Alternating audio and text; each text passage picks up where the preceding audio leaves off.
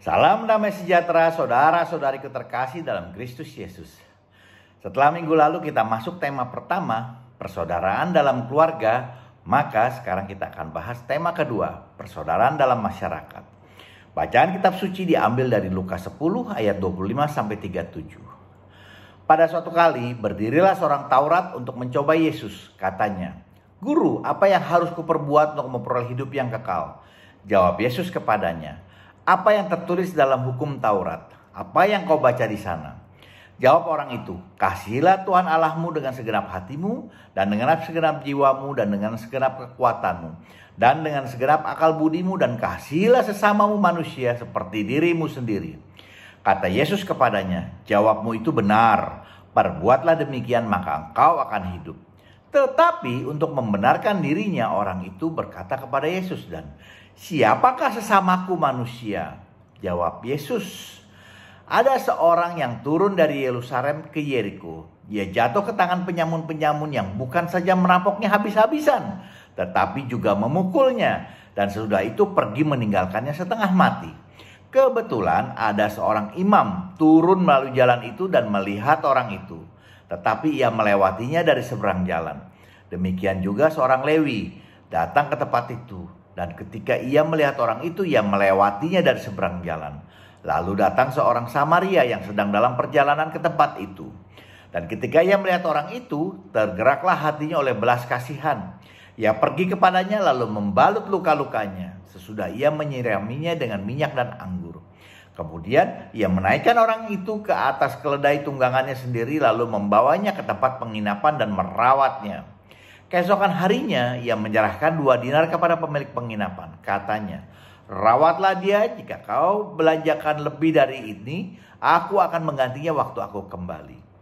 Siapakah di antara ketiga orang ini menurut pendapatmu adalah sesama manusia dari orang yang jatuh ke tangan penyamun itu?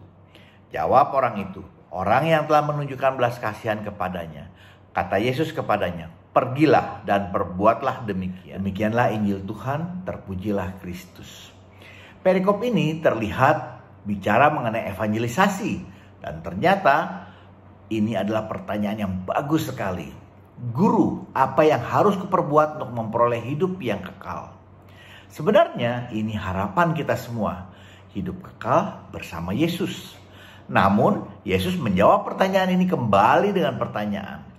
Yesus yang Tuhan tentu tahu motivasi si ahli Taurat yang tidak murni ingin mencobai memamerkan kehebatan dirinya sendiri. Kalau kita ditanya, mungkin jawabannya sangat simpel, seperti dikatakan dalam Yohanes 3 ayat 16. "Karena begitu besar kasih Allah akan dunia ini, sehingga ia telah menganugerahkan anaknya yang tunggal, supaya setiap orang yang percaya kepadanya tidak binasa, melainkan beroleh hidup yang kekal." Jadi kuncinya percaya kepada Yesus. Tentunya kalau kita percaya, kita pun banyak iman kepada Yesus, sehingga mampu melakukan apa yang Bunda Maria katakan dalam Yohanes 2 ayat 5. "Apa yang dikatakannya padamu, buatlah itu." Namun si ahli Taurat ini terus mengejar hingga bertanya, "Siapakah sesamaku manusia?" Kita semua tahu ada tindakan istiadat orang Yahudi yang merasa sebagai bangsa terpilih, bangsa yang dekat dan telah mengikat perjanjian dengan Tuhan. Bagi kalangan Yahudi, sesamaku manusia adalah bangsa Yahudi itu sendiri. Sementara orang Samaria kurang dianggap. Kenapa? Karena pada zaman pembuangan, kebijakan bangsa kerajaan Asyur yang telah mengalahkan Israel, yang juga dikenal sebagai kerajaan utara, mereka menukar-nukar orang dari daerah taklukannya. Mereka yang dari bangsa orang Samaria, orang Israel yang tinggal di daerah Samaria, mereka dibuang ke tempat lain. Sementara orang lain dari bangsa-bangsa lain dikirim ke Samaria, membuat orang Samaria ini menjadi bangsa campuran. Mereka bukan orang Yahudi, walau banyak dari mereka yang menyembah Allah orang Yahudi. Karena pada saat itu mereka sering mendapat masalah seperti diserang singa atau hal-hal lainnya. Dan mereka melihat, kok orang Yahudi sepertinya dilindungi oleh Allahnya. Sehingga mereka pun menganut agama Yahudi, meskipun tidak murni karena mereka punya ilah-ilah dan budaya sendiri sebelumnya. Orang Samaria tidak diakui sebagai saudara. Mereka bukan sesamanya bagi bangsa Yahudi. Di sini Yesus memberikan perumpamaan dan contoh yang baik sekali, di mana Yesus mengkontraskan antara imam yang sangat dihargai oleh orang Yahudi, juga orang Lewi yang merupakan orang-orang di seputar altar, dengan orang Samaria yang kurang atau tidak dihargai, tidak diakui sebagai sesamanya. Ini baik untuk permenungan kita. Sesama kita bukan berarti mereka yang sama dengan kita. Bukan hanya orang-orang dari suku, ras, agama yang sama dengan kita, melainkan orang yang membutuhkan dan menunjukkan belas kasihan ke kita. Manusia seringkali mengkotak-kotakan apa yang tidak sama dianggap bukan sesama. Kita perlu sadar dan berani keluar dari pikiran ini. Saya jadi teringat sekitar 25 tahun yang lalu saya pernah punya pengalaman yang mirip. Saat saya sedang di airport mau check-in, ada seorang bapak muda yang kembali ke counter dengan tergopoh-gopoh dan meminta kembali kopernya dari petugas. Ternyata dia adalah seorang pegawai negeri dari suatu departemen tertentu yang mendapat tugas untuk belajar ke luar negeri. Dompetnya ada di dalam koper dan dia perlu ambil uang untuk bayar fiskal.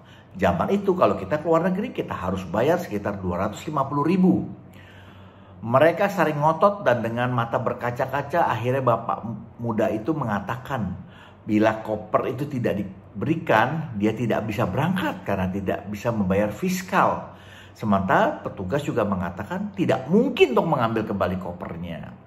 Akhirnya saya bilang kepada bapak tersebut, oke, Pak, saya akan pinjamkan Bapak 250.000. Dan Bapak bisa mengembalikannya kepada saya kapan saja. Tentunya saya tahu resikonya uang itu tidak akan pernah kembali. Karena saya pertama tidak mengenalnya dan juga saya tidak tahu di mana tempatnya dan bagaimana saya bisa ketemu lagi dengan dia. Dia mengatakan kepada saya bahwa dia akan meminta istrinya untuk mengembalikan kepada saya. Untuk itu saya pun memberikan nomor handphone saya agar beliau dapat menghubungi saya.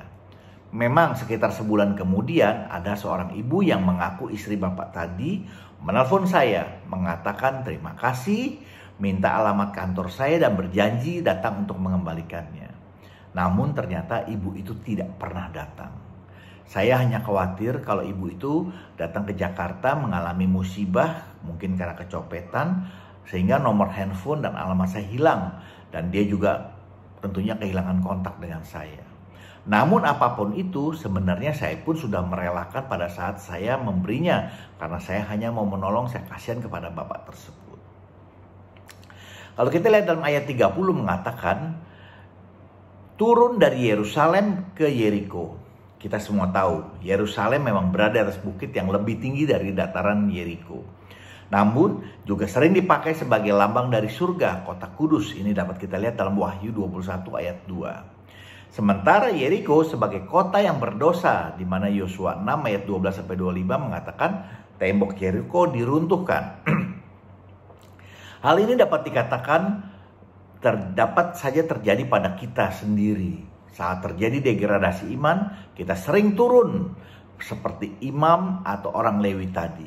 Turun dari Yerusalem menuju Yeriko. Dari tempat tinggi turun ke dataran. Kita menutup mata kita terhadap orang-orang di sekitar kita dan menutup hati kita terhadap belas kasihan. Gereja sebenarnya mengajak kita untuk memberi perhatian kepada orang yang kurang beruntung, tersingkir dan tidak berdaya dan marginal. Jangan sampai kita yang sudah merasa kita dekat dengan Tuhan, kita berlaku seperti imam dan Lewi tadi. Hanya mementingkan tugas keagamaan dan kenyamanan pribadi daripada belas kasihan terhadap sesama. Minyak dan anggur bagi seorang musafir, orang Samaria tadi yang dalam perjalanan adalah benda yang sangat berharga. Di sana cuacanya sangat kering sehingga kulit bisa menjadi kering, perih dan gatal. Jadi minyak dapat dipakai untuk melembabkan dan memberi kenyamanan. Anggur juga seringkali dipakai untuk menghangatkan badan karena di sana pada saat malam dingin sekali, perbedaan suhu, siang panas, malam dingin. Jadi dia perlu sesuatu untuk menghangatkan tubuhnya pada waktu malam hari. Orang Samaria ini ternyata tidak segan-segan membersihkan luka dari si korban, menuangkan anggur yang mengandung alkohol yang bisa mencegah infeksi. Kemudian juga menuangkan minyak yang memberikan kenyamanan dan mempercepat penyembuhan. Bahkan kemudian dia naikkan ke atas keledainya sendiri. Dia rela berjalan sementara korban tadi naik di atas keledai. Dia merawatnya di penginapan dan keesokan harinya dia memberikan uang 2 dinar untuk biaya perawatan selanjutnya.